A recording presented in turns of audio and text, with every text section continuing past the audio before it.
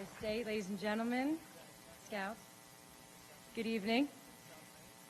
It is such a pleasure to be with all of you, with people of different backgrounds, faiths, and beliefs, all pulling in the same direction and sharing a common outlook of respect and tolerance.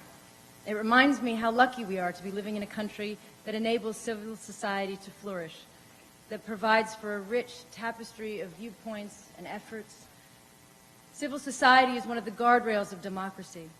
And so I thank you for all the work that so many of you do on behalf of refugees in this country and around the world. The principles we live by in a democracy are not new. They are not open to being reinterpreted or watered down, or even set aside because of new circumstances. As citizens, we do not only want freedom and human rights for every single person in our society, we want that for every person in the world. Upholding the ideal that all people are born equal and deserve equal rights and dignity. And that is the essence of what it is to be a citizen of a democracy.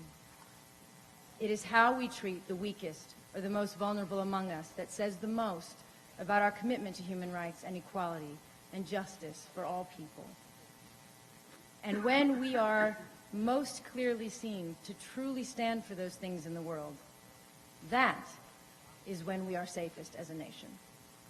That is when we are most respected and admired. That is when our word counts most internationally, and that is how we inspire others to work with us. We don't redefine ourselves as different people because we face new and daunting problems.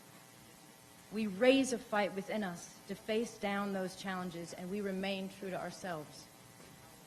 Speaking as an American, the fact is, there is not a country in the world that we are not connected to as a result of our unique history. We represent a global world.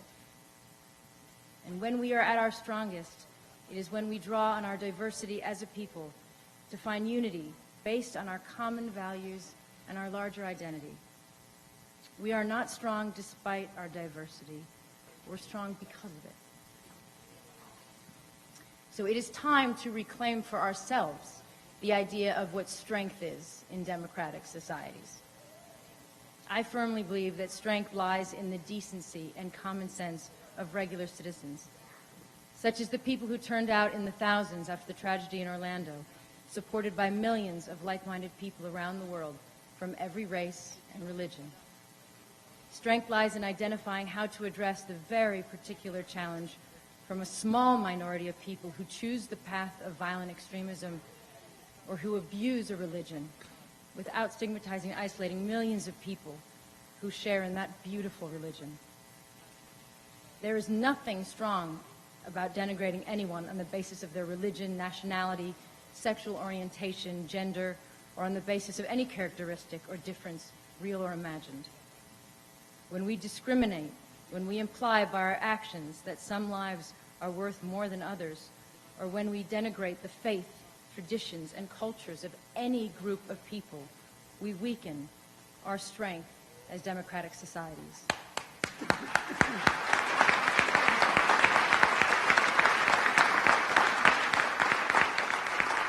So,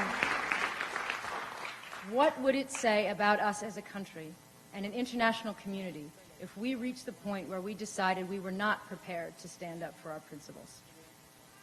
The answer to addressing the global refugee crisis surely lies in finding common purpose and drawing strength from each other, like we all feel in this room right now. In staying true to who we are, in showing that we have the fight in us to confront our generation's test and emerge stronger for it. That is my hope, and I believe I share it with all of you and millions of people beyond this room. So thank you so much for all that you do, for allowing me to be here with you. Thank you for allowing me to join you this evening.